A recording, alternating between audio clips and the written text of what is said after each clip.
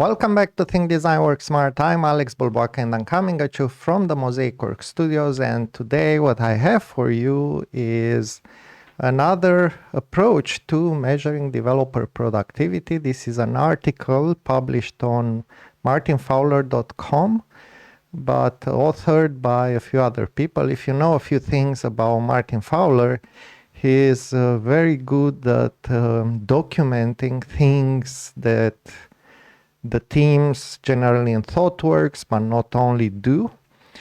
And so he's often had on his Blicky, I don't know if he still calls it a Blicky, but on his website, articles inspired and authored in collaboration with various people about different practices and tools and ways of thinking. So it's very interesting. We did a whole series on developer productivity and on measuring developer productivity.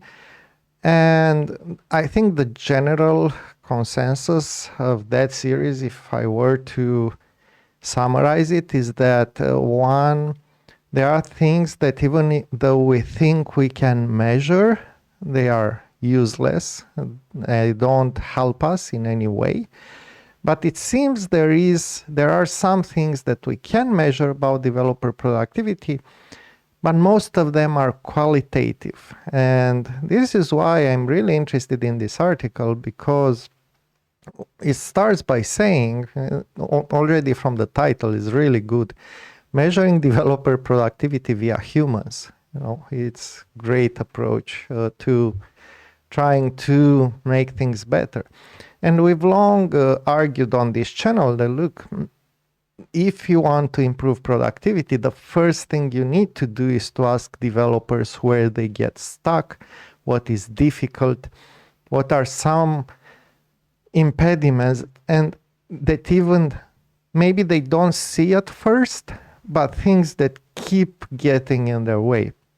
And actually, I have a story here. I once was called to work with a team in Germany, and it was very interesting. I was called to help them with test-driven development, but when I got there, basically the whole system was extremely antiquated. They were using a custom compiler or custom build process. They were using Perforce as source control.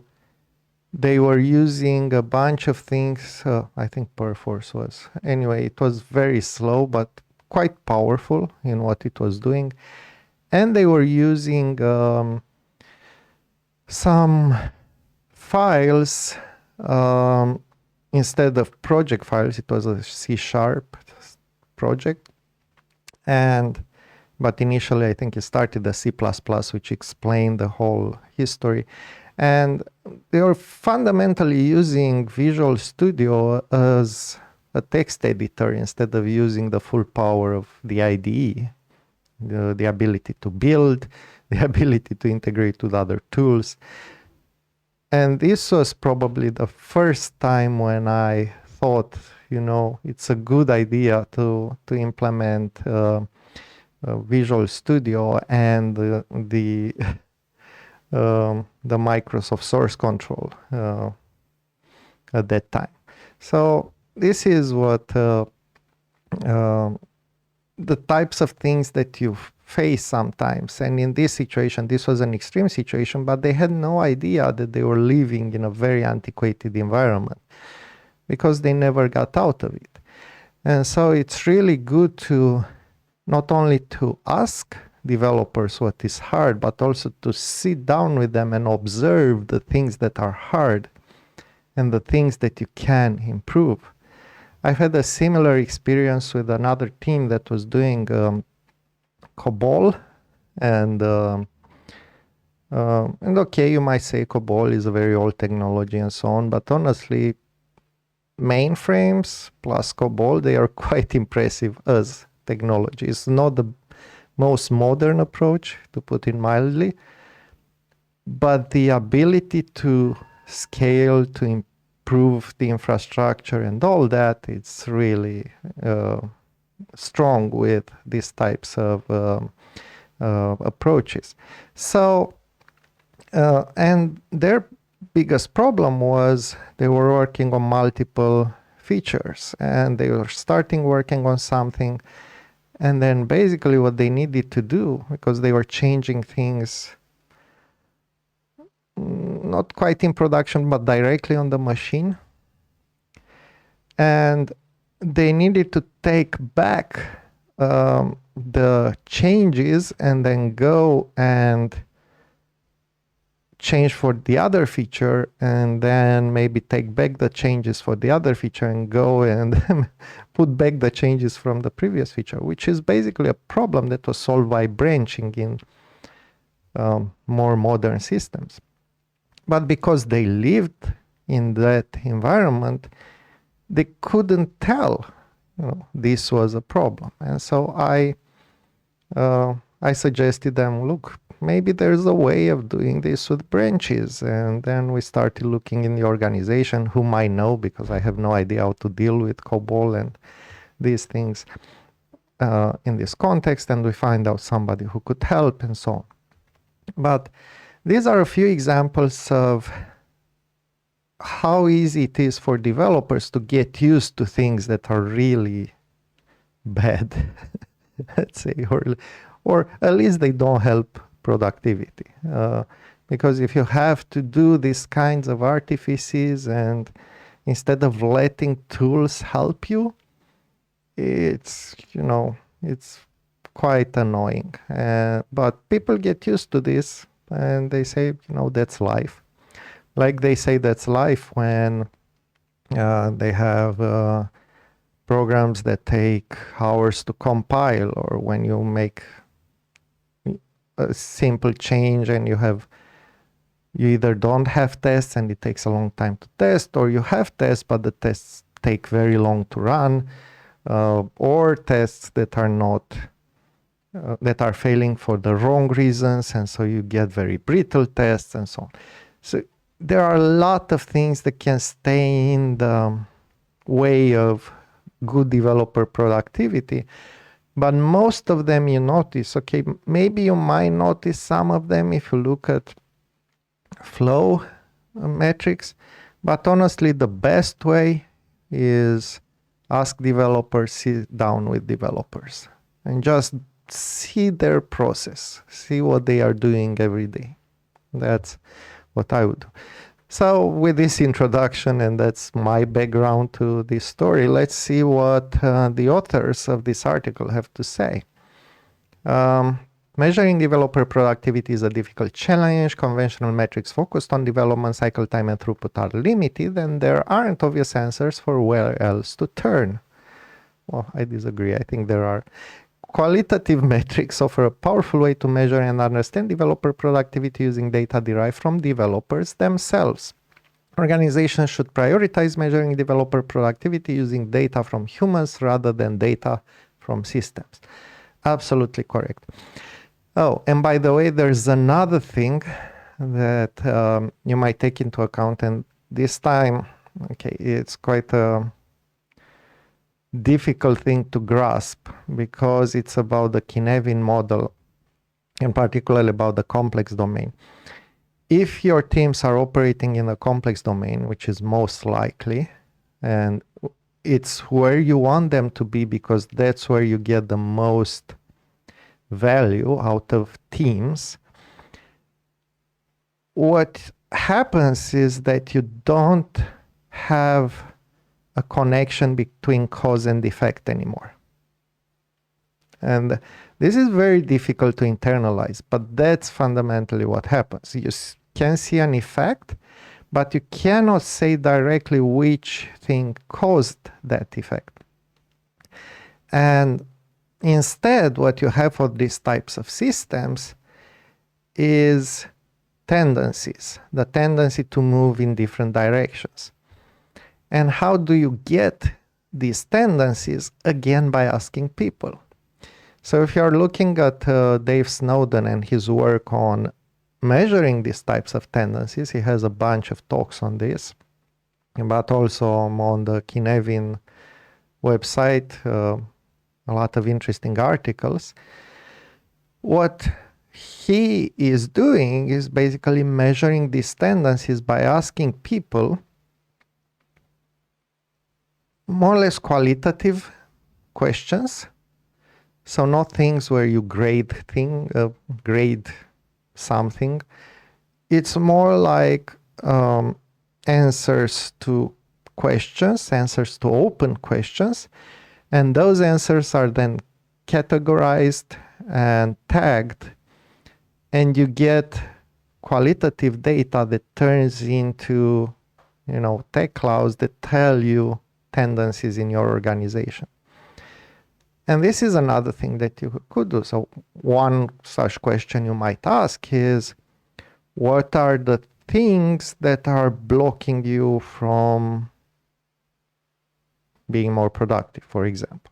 Okay, I'm not the best person at phrasing these things, and you need to be very careful what question you are asking, but something along these lines. And then gather this type of data and see the tendency. What is the tendency in your system? And then decide what you need to do. So yeah, this concludes the background for this whole story. The authors of this, so it's published on 19 March 2024. Authors Abidorda, the founder and CEO of DX, focused on helping organizations measure and improve developer productivity. And Tim Cochran, a principal in Amazon Software Builder Experience Group. He was previously a technical director of ThoughtWorks. As I told you, these are typically ThoughtWorks people. Somewhere right now, a technology executive tells their directors, we need a way to measure the productivity of our engineering teams. A working group assembles to explore potential solutions and weeks later proposes implementing the metrics: lead time, deployment frequency, and number of pull requests created per engineer. Soon after, senior engineering leaders meet to review their newly created dashboards. Immediately, questions and doubts are raised. One leader says, our lead time is 2 days, which is low performing according to those benchmarks, but is there actually a problem? Another leader says, it's unsurprising to see that some of our teams are deploying less often than others, but I'm not sure if this spells an opportunity for improvement. If this story arc is familiar to you, don't worry, it's familiar to most, including some of the biggest tech companies in the world. It's not uncommon for measurement programs to fall short when metrics like DORA fail to provide the insights leaders had hoped for. There is, however, a better approach, an approach that focuses on capturing insights from developers themselves, rather than solely relying on basic measures of speed and output. We've helped many organizations make the leap to this human-centered approach, and we've seen firsthand the dramatically improved understanding of developer productivity that it provides. So, very interesting. I'm an advocate of this approach, and I've been an advocate ever since I wrote and thought about usable software design, because it's a direct consequence of thinking about design as something that the developer is a user of, about software design, about the structure of your code. Well, any developer that works on that code is a user of this structure. And because of this, we can apply UX techniques. And one of the UX techniques is asking the user and doing usability tests.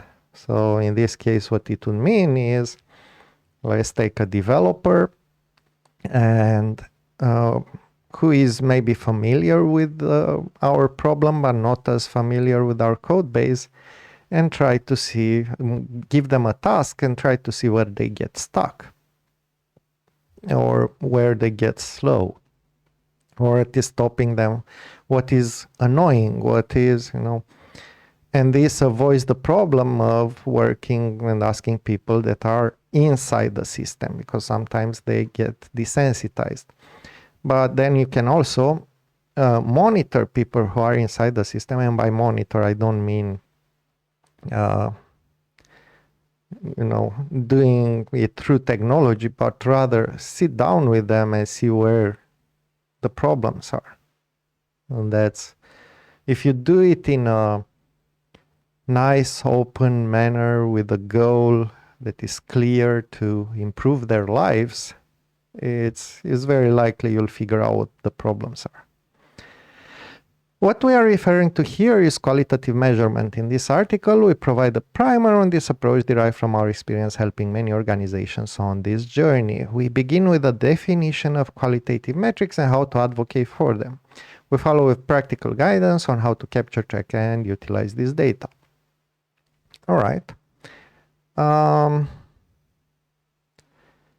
So it's interesting, they give a definition here in a note. When we say developer productivity, we mean the degree to which developers can do their work in a frictionless manner, not the individual performance of developers. Yeah, so I agree. This is a very important thing, and maybe we need to do this distinction more often.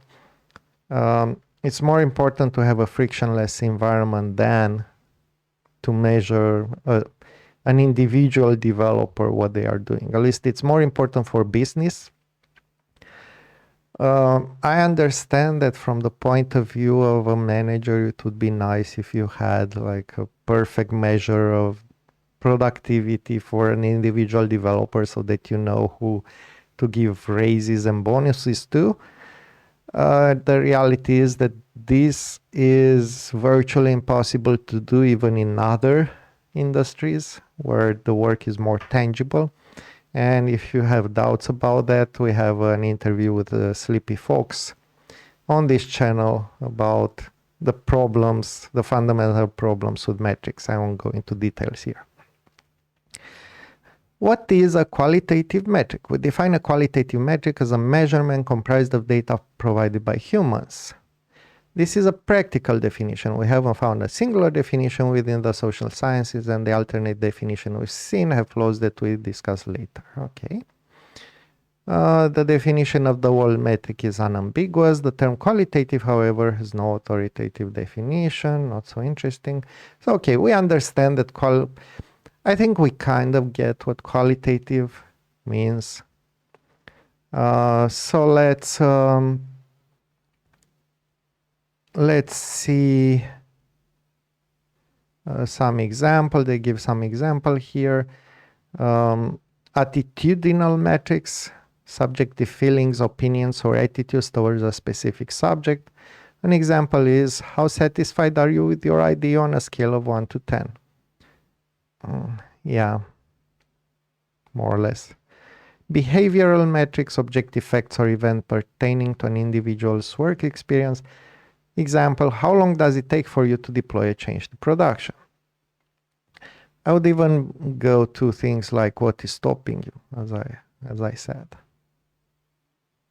Okay, and then they go into a case study in Peloton. To collect qualitative metrics, the organization runs a semi-annual developer experience survey led by their tech enablement and developer experience team, which is part of their product operations organization. The head of tech learnings and insights explained, I very strongly believe, and I think a lot of our engineers also really appreciate this, that engineers aren't robots, they're humans. Surprise. And just looking at basic numbers doesn't drive the whole story. So for us, having a really comprehensive survey that helped us understand the entire developer experience was really important. This survey is sent to a random sample of roughly half of their developers. With this approach, individual developers only need to participate in one survey per year, minimizing the overall time spent on filling out surveys while still providing a statistically significant representative set of data results. All right. So let's see, the next section is advocating for qualitative metrics. Executives are often skeptical about the reliability or usefulness of qualitative metrics.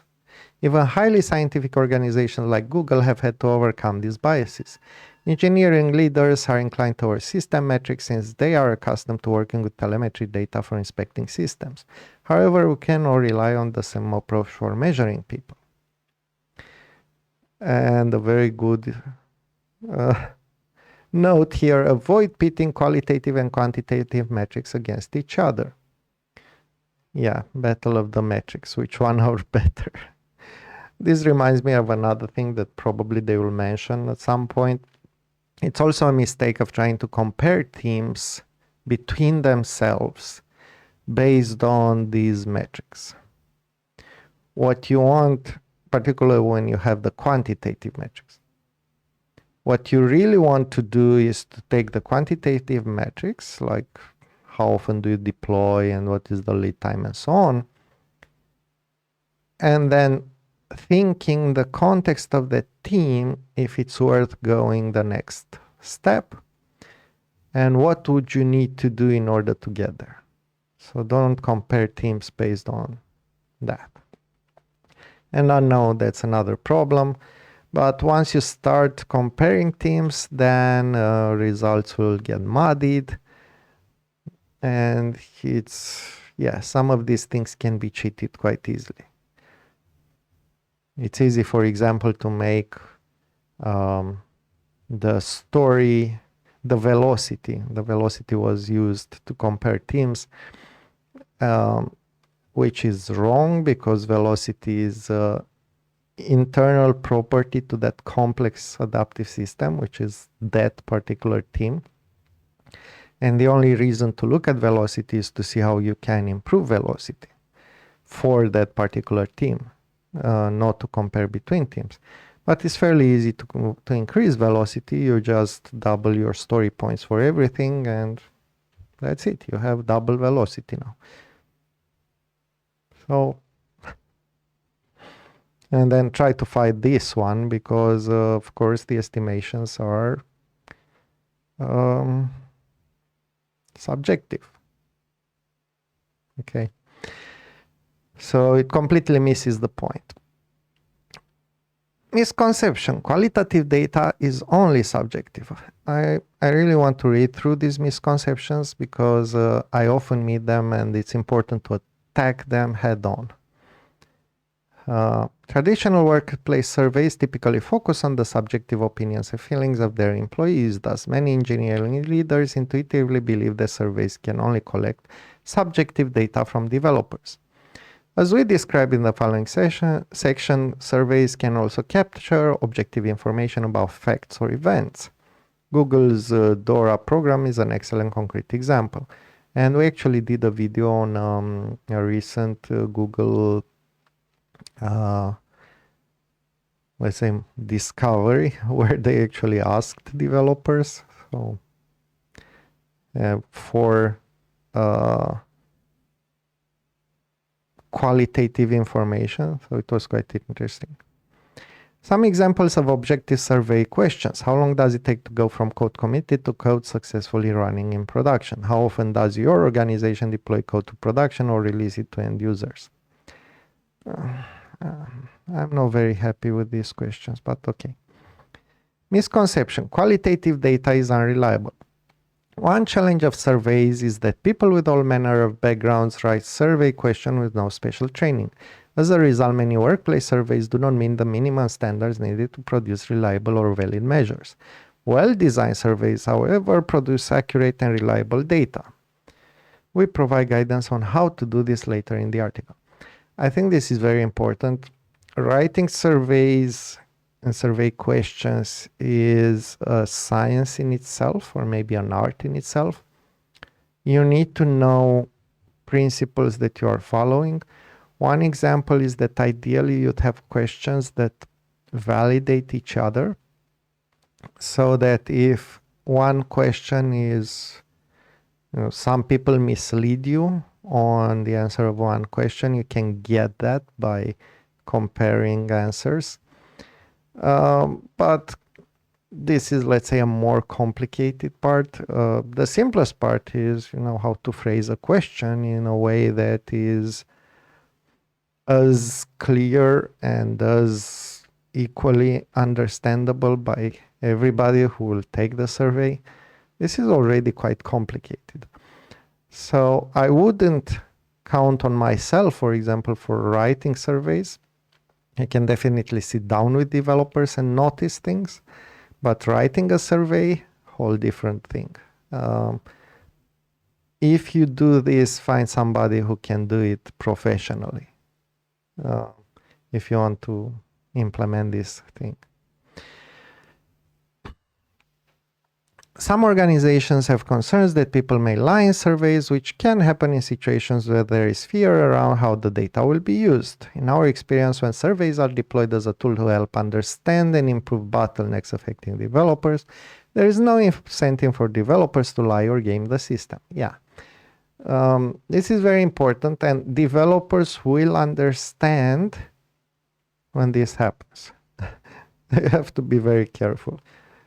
Don't muddy the waters. Don't write, 3 questions that help understanding and improving bottlenecks, and then 1 question that is,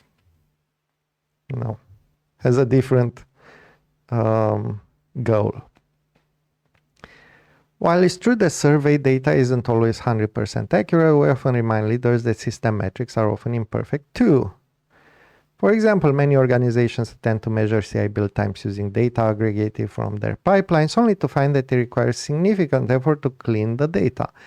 Example, excluding background jobs, accounting for parallel jobs to produce an accurate result. Again, Sleepy Fox made this very clear. Every metric, and this is one of the first things I learned as an engineer, every measurement has a measurement error. Every metric has an error. How large is that error? That depends a lot on the metric, on how you are measuring it, on everything else. And then the next question is, what is the impact of an error for decisions related to that system? Because sometimes, maybe it's a 5% error. For some systems, it's okay. You can make decisions. For other systems, it's just an invalid metric because the error is too big. And most of the times, we don't take into account the measurement error. Every metric should have associated an error. And that's true for estimations as well. If you are doing estimates, they should be associated with an error of measurement. An error, in this case, error of estimation. Now, if one of the nice things of doing the whole thing with story points and velocity is that the error is captured in the system. And by looking at improving velocity, which is something you should do in the team, you will also eventually clean out or actually end up with a system that deals with the errors. Because your estimates will never be perfect, but the rest of the system will adapt around those errors. And that's absolutely okay, right? And I know that's not the life of most people doing Scrum, but hey. Okay, 2 types of qualitative metrics. Attitudinal metrics capture subjective feelings, opinions, or attitudes towards a specific subject. Here we've seen this. And behavioral metrics capture objective facts or events pertaining to an individual work experiences. We found that most tech practitioners overlook behavioral measures when thinking about qualitative metrics. This occurs despite the prevalence of qualitative behavioral measures in software research such as the Google's DORA program mentioned earlier. DORA publishes annual benchmark for metrics such as lead times for changes, deployment frequency, and change failure rate. Unbeknownst to many, DORA's benchmarks are captured using qualitative methods with the survey items shown below. Okay, so lead time for the primary application or service you work on. What is your lead time for changes? That is, how long does it take to go from code committee to code successfully running in production? Okay, so this is actually the cycle time, but okay, I won't go there. And it's very interesting, less than 1 hour, less than 1 day, 1 day to 1 week, 1 week to 1 month, 1 to 6 months, more than 6 months. So now this is the type of question I like because it gives you options, But the options are not very granular. So you don't have to say it takes me, I don't know, 3.5 hours. It's good that it says less than 1 hour, less than 1 day, less than 1 week, and it's enough. No. Deploy frequency from the primary application or service you work on. How often does your organization deploy code to production or release it to end users? And the same, on demand, multiple deploys per day, between once per hour, 1 per day, and so on. Change fail percentage for the primary application or service you work on. What percentage of changes to production or releases to users result in degraded service and subsequently require remediation? For example, hotfix, rollback, fix, forward, patch. And then it gives you ranges in percentages, 0 to 15%, 16 to 30%, 31 to 45%, and so on. Time to restore. Okay. So this is very promising. We found that the ability to collect attitudinal and behavioral data at the same time is a powerful benefit of qualitative measurement. For example, behavioral data might show you that your release process is fast and efficient, but only attitudinal data could tell you whether it is smooth and painless, which has important implications for developer burnout and retention, and productivity, I might add. To use a non-tech analogy, imagine you are feeling sick and visit a doctor. The doctor takes your blood pressure, your temperature, your heart rate, and they say, well, it looks like you're all good. There's nothing wrong with you. You should be taking a bath. You say, wait, I'm telling you that something feels wrong. Very good analogy. Yeah, I love it. It's incredible how, based on the behaviors of managers, they don't trust developers. Okay, not all managers, and I would say mostly higher level. They tend to, or maybe that's a different thing, because you want to manage larger groups of people and it feels like having numbers is the right way to go. It feels like, you're basing your decisions on hard data, but you don't realize that hard data is not as hard as you think it is, because every metric has a measurement error, and you need then, asking developers is what you should be doing. I don't know how to put it differently. Focusing on hard data instead of discussing with your people is just, it's probably easier to look at data, but it's much more beneficial for everybody if we would actually talk to developers. And yeah, at higher levels, they don't have time for all of these because they have a lot of other things to worry about. But you can make it happen somehow. And that's a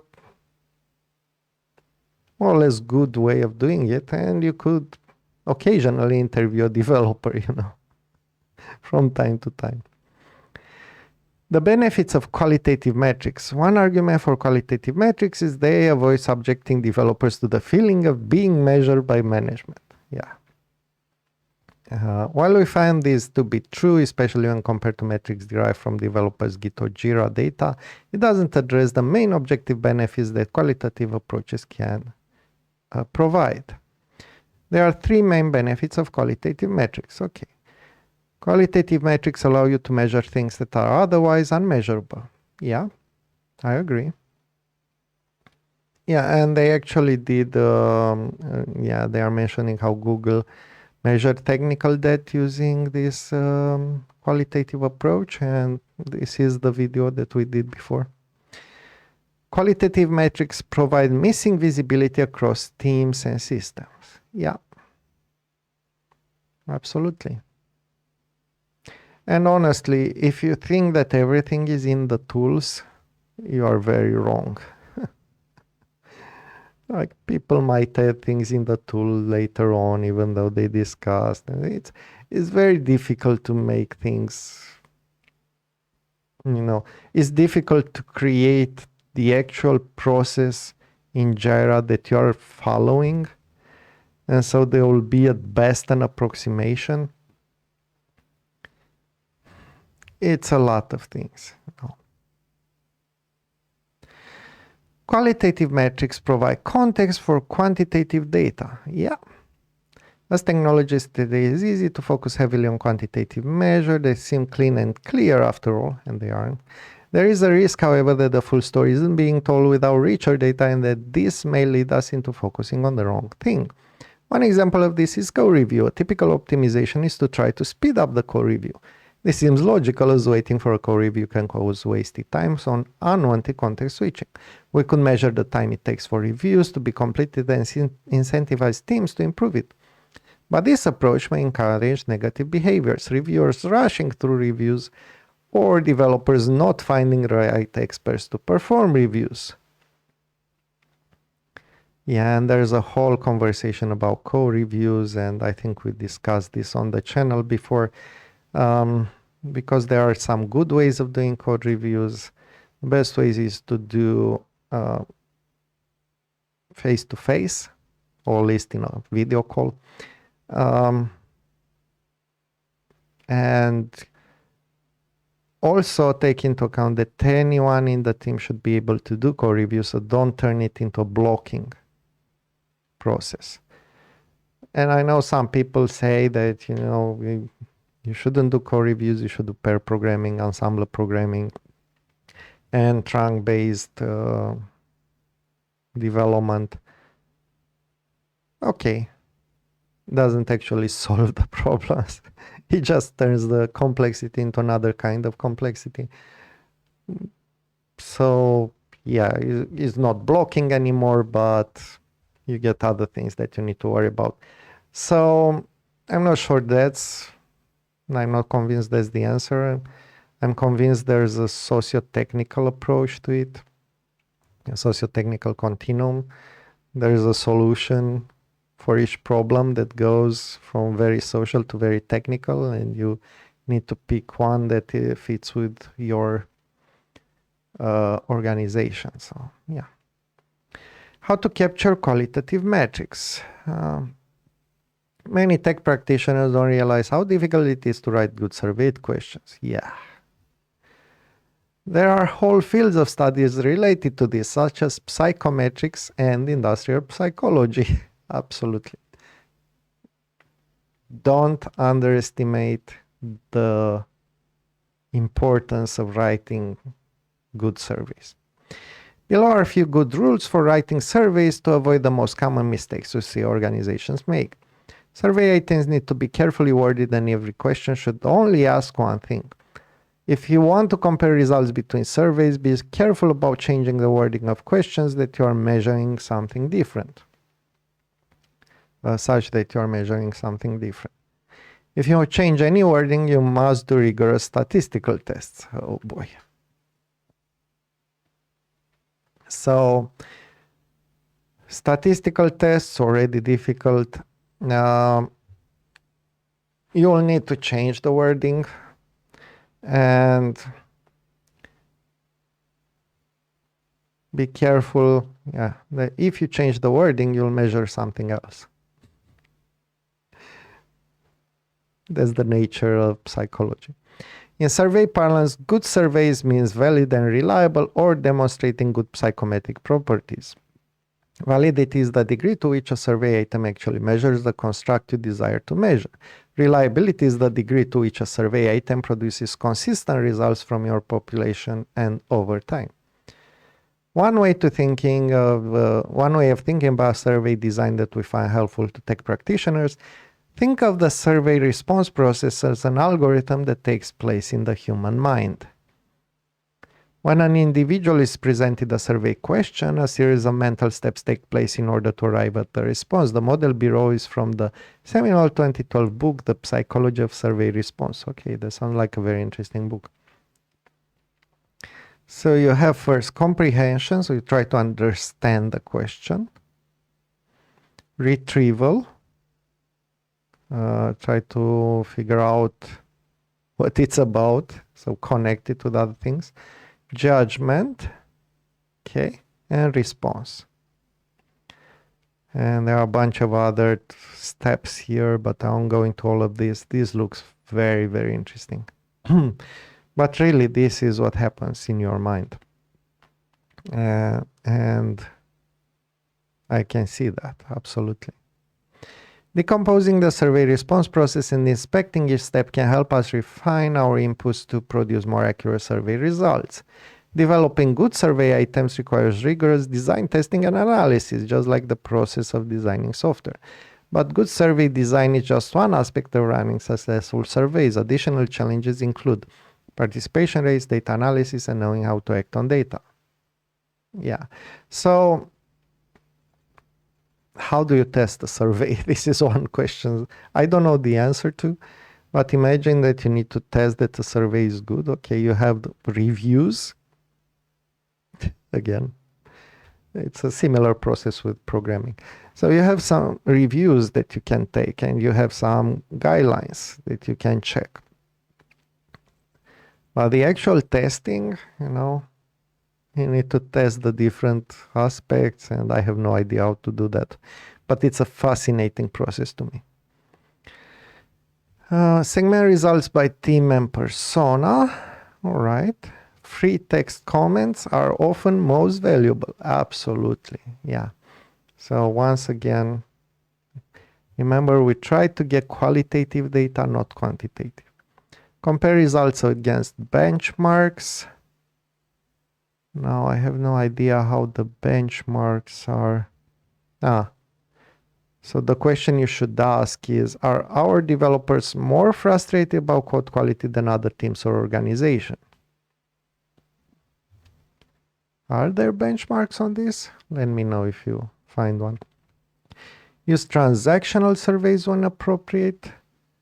Transactional surveys capture feedback during specific touch points or interactions with the development workflow. Okay. Oh, this is quite interesting. Imagine having a transactional survey that pops up when you create when you try to fix a bug, when you try to navigate.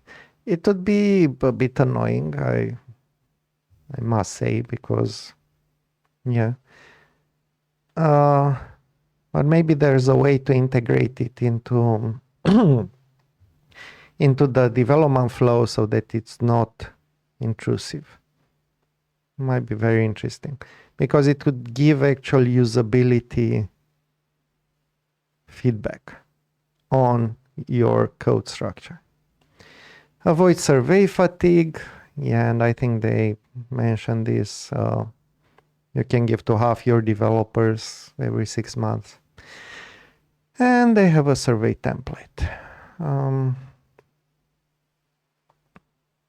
which is good. So let's go through some of the questions. How easy or difficult is it for you to do work as a developer or technical contributor at organization?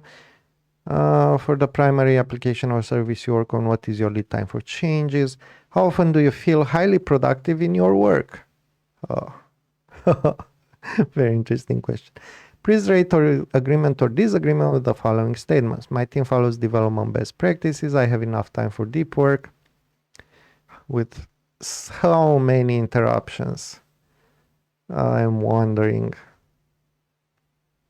how many people vote strongly agree on this. It's easy for me to deploy to production. I'm satisfied with the quality of our CI/CD tooling. My team's code base is easy for me to contribute to. Very interesting. This is close to usability. The amount of technical debt on my team is appropriate based on our goals. Not so sure about this one. Specifications are continuously revisited and reprioritized according to user signals. Please share any additional feedback on how your developer experience could be improved. Very interesting.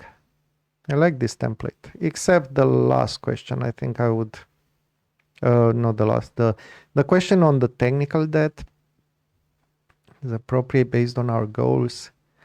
too many things here that are not, I mean, if we don't have a clear goals, or if I don't know the goals, I'll still go around. How do you feel about technical debt in your code base? Is it difficult to deal with? How difficult it is to deal with technical debt in your code base? How much does technical debt in your code base slow you down? Things like this. Using qualitative and quantitative metrics together. Qualitative and quantitative metrics are complementary approaches to measuring developer productivity. Qualitative metrics derived from survey provide a holistic view of productivity that includes both subjective and objective measurements. Quantitative metrics, on the other hand, provide distinct advantages as well. Precision and continuity. Ultimately, it's through the combination of qualitative and quantitative metrics, a mixed method approach, that organization can get maximum visibility into the productivity and experience of developers. So how do you use them together? We've seen organizations find success when they start with qualitative metrics to establish baselines and determine where to focus, then follow with quantitative metrics to help drill in deeper into specific areas. I agree. So you could start by figuring out that, for example, technical debt is a problem in your code base, and then start measuring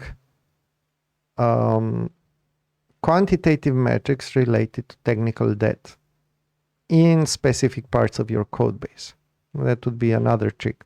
Try to figure out which are the parts of your code base that are more affected, and then measure only on those, or just pick one that you focus on, the most annoying one, and focus on that one, for example. Okay, I like it. So the general approach, a mixed method approach, allows us to take advantage of the benefits of both qualitative and quantitative metrics while getting a full understanding of developer productivity. Start with qualitative data to identify your top opportunities. Once you know what you want to improve, use quantitative metrics to drill in further. Track your progress using both qualitative and quantitative metrics. Yeah. Okay. So what do I say? My general feeling is this is a good approach. I think it's the only good approach that we can have. I'll go even further than that. Start by asking people, even sit down with people. That might be another way. It's funny, in Kinevin, one of the way, so the technical term for figuring out the tendencies of a complex adaptive system is to use probes. And these are one example of probes. When you have these types of surveys, and they tell you tendencies, but you can also have different types of probes, and one of them is actually having coaches, technical coaching, sit down with developers, figuring out and writing down what are the things that slow them down. So that would be another one. So one thing maybe the only fundamental problem I have with this approach is that people living in a system will not necessarily feel the problems of that system. You can call it the boiling frog problem. It's likely that you won't get everything, or even some of fundamental problems in your survey, and you would get that through a more objective approach, but it cannot be objective in terms of measuring things and quantitative metrics. It has to be objective in terms of bring people who know how software development could be into your organization, sit down with developers and write down the things that slow your people down. Okay, and let's not forget, they mention some big companies like Google, like Peloton. I don't know what the culture is inside Peloton, but in Google, there's obviously a culture of people knowing a lot of what's going on in software development outside their own organization. Many organizations that I've seen tend to kind of lock down and protect their developers from outside world. But by protecting them from the outside world, they also miss on improvement potential. So if you do a survey with these types of organizations, the developers will give you some issues, definitely. But I'm not sure they will give you the most fundamental issues. And for that, you need a kind of organizational doctor, to keep the analogy. And that's where good technical coaches would make a big difference. People who could come, sit down with your developers, see what they are facing every day, and then figure out what are the things that need to be improved, that are invisible to your team. So this would be my only criticism, which is fundamental. But other than that, I think this method is definitely on the right track. And I definitely agree with the thing that you could start with qualitative, figure out what is a problem, and then for that problem, maybe dive in with more quantitative metrics. But you have to be very careful every time you use metrics. Remember, there's an error. Can you estimate the error? You should estimate the error of that metric, because otherwise it's meaningless. What if the error is 200%? It's, what if the error is 50%? What is an acceptable error for your metric? So, and don't use it to compare teams, because every team is different, particularly if they are doing any kind of self-organization, Scrum, Agile, whatever. They are their own system, and when they are their own system, you cannot compare what one team is doing, what another team is doing, because everything is optimized for that particular system. And things that work for one team really good might not work for the other team at all. So don't try to do things like that. And unfortunately, that's very tempting for humans, for managers, right? Because it's the easier way of managing. But we need to get over that. We are managing people. Let's talk to people. And I think we can close on this. Let's talk to people. All right. What do you think about all this? Let us know in the comments. Is this a good approach that you would like to see in your organization? Do you find any issues with this approach? What are the most difficult problems you are facing as a software developer or manager in your organization? Let us know in the comments, and who knows, we might do a video about that. Thank you kindly for the view, and until next time, remember to think, design, and work smart.